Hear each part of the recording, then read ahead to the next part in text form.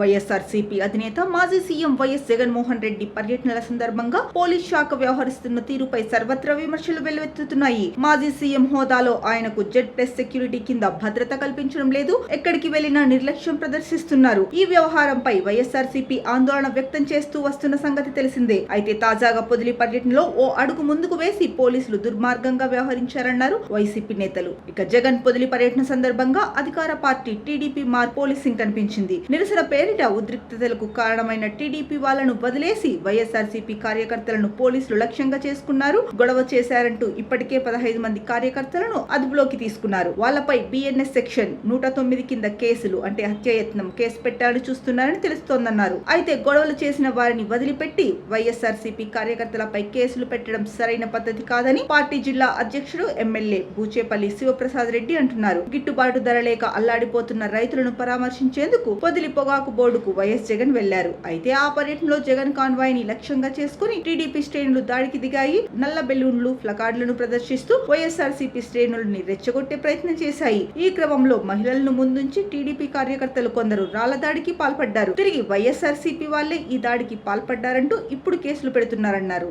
ఇదిలా ఉండగా మరోవైపు రాష్ట్ర డీజీపీ బాధితుల పక్షాన ఉంటారో, దాడులు చేసిన వారి పక్షాన ఉంటారో తేల్చుకోవాలని వైఎస్ఆర్సీపీ ఎమ్మెల్యే తాటిపర్తి చంద్రశేఖర్, ఎమ్మెల్సీలు అరుణ్ కుమార్, వరదు కళ్యాణి ఇతర నేతలు స్పష్టం చేశారు. ఏపీలో అరాచక పరిస్థితులపై డీజీపీకి ఫిర్యాదు చేయడానికి వస్తే కనీసం అపాయింట్మెంట్ కూడా ఇవ్వలేదని మండిపడ్డారు.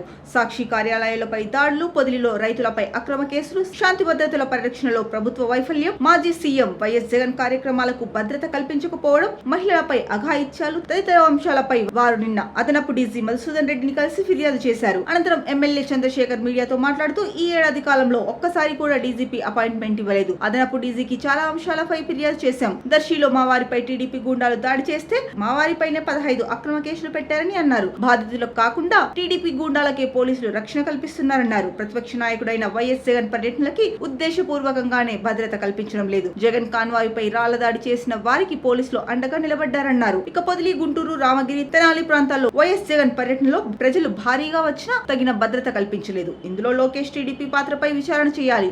జగన్ పర్యటనను అడ్డుకునేందుకు వచ్చిన 40 మంది టీడీపీ మహిళా కార్యకర్తలకు మాత్రం 200 మంది పోలీసులను రక్షణగా పెట్టారు. మహిళలను ముందర పెట్టి విధ్వంసాలు సృష్టించి జగన్ ప్రజల్లోకి వెళ్లకుండా చేయాలని టీడీపీ కుట్ర చేస్తోందన్నారు. ఇక ఇవే విషయాలను అడిషనల్ డీజీకి వివరించామన్నారు. వైఎస్ఆర్సీపీ వారిపై కొందరు పోలీసులు చేస్తున్న దాడులపైన చర్యలు తీసుకోవాలని కోరామని చెప్పారు. ఇక వైఎస్ జగన్ పర్యటనలకు భద్రత విషయంలో ఎవరు ఆదేశిస్తే ఇంత ఉదాసీనంగా వ్యవహరిస్తున్నారో పోలీస్ అధికారులే చెప్పాలని అరుణ్ కుమార్ అన్నారు. అడిషనల్ డీజీని కలిసిన వారిలో ఎమ్మెల్సీ లేళ్ల అప్పిరెడ్డి, నాయకులు మలసాని మనోహర్ రెడ్డి, ఏఎన్ మూర్తి తదితరులు ఉన్నారు.